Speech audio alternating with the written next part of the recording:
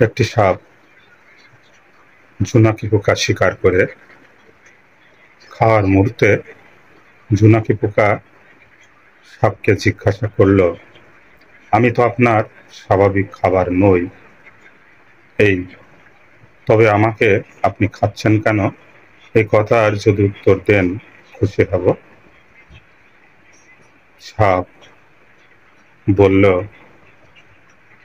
তুমি আমার স্বাভাবিক খাবার নও, সেটা আমি জানি, কিন্তু তুমি যে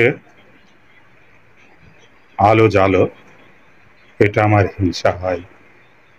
এই হিংসা সহ্য করতে পারিনি বলেই তোমাকে আমার খাওয়ার খুব ইচ্ছা হলো। প্রিয় বন্ধুরা, আমাদের আশেপাশেই এমন মানুষ আছে, আমরা যাদের ক্ষতি করিনি, কিন্তু তারা আমাদের হিংসা করে। যে মানুষগুলা সমাজে আলো ছড়ায়, ভালো কাজ করে, আমাদের আশেপাশেই আছে, এদের থেকে সাবধান থাকবো আমরা। সবাই ভালো থাকুন, সুস্থ থাকুন।